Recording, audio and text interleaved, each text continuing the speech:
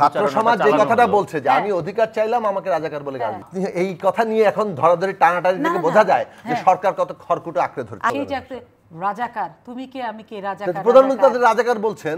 আপনি আমি চাইলাম একটা আমার আমি শেষ করি আমি অধিকার চাইলাম আর আমাকে আপনি রাজাকার বলে গালি দিলেন, কথাটা শেষ করি।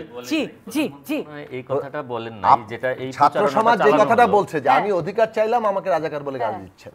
আমরা এই যে গালিটা দিচ্ছি এটাকে বলে যায় যে আপনি যে যুক্তিতে ডিভাইড করেন, আমি ডিভাইডটাকে ছাত্র সমাজ নাকচ করে দেওয়ার চেষ্টা করেছে। তারা বলেছে মানে কি বলে তুমি কে আমি কে, আমি রাজাকার রাজাকার, কে বলেছে স্বৈরাচার স্বৈরাচার, বলে ফুল স্লোগানটাও দেখতে হবে।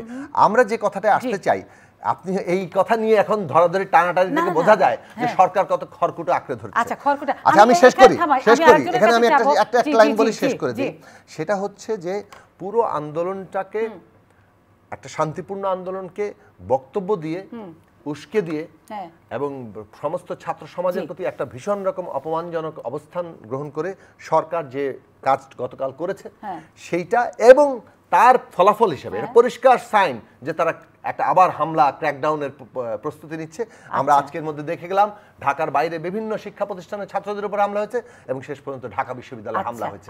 এই হামলা সরকারি পেটোয়া বাহিনী রাষ্ট্রীয় বাহিনীর সহায়তায় যে হামলা করে আন্দোলন দমন করা, এইটাই আসলে সরকারের যে মূল উদ্দেশ্য আজকে পরিষ্কার হয়ে গেছে। ফলে ছাত্র সমাজ যারা সরকারের দাবিতেই ছিল যে সরকার যে সিদ্ধান্ত নিয়েছে তারা সেইটাকে বহাল করতে চাইছিল, আজকে সরকারই তাদেরকে একটা তাদের বিরুদ্ধে। আমি ছোট্ট করে একটা যে কথাটা জানতে চাই আসছি আপনার কাছে, সেই জায়গাটি হচ্ছে আপনি বলছেন যে আজকে হামলা হয়েছে এবং সরকার একটা পরিকল্পনা করছিল এমন একটা ক্র্যাকডাউনে যাবে, কিন্তু সরকার যেখানে বলছে এই আন্দোলনটি আর সাধারণ শিক্ষার্থীদের আন্দোলন নেই, এই আন্দোলনের চলে গেছে লাটাইটা কিংবা লাগামটা অন্য কোনো পক্ষের হাতে, যখন সরকার এটাকে আইডেন্টিফাই করে যায় এখানে অন্য পক্ষ আছে, তখন সরকার কেন এখানে চুপ করে বসে থাকবে?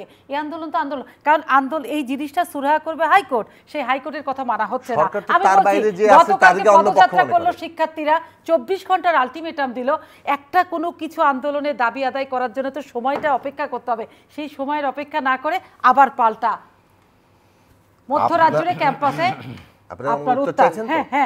সরকার তার নিজের বাইরে যাকেই দেখে তার বিরোধী, অর্থাৎ তাকে তার যে অনুগত মোসাহেব এবং তার জন্য তাকে যারা সার্ভিস দিবে তার বাইরে যাদেরই দেখে তারাই সব বিরোধী, তারাই হয় রাজাকার, নানান ব্র্যান্ডিং তাদের জন্য।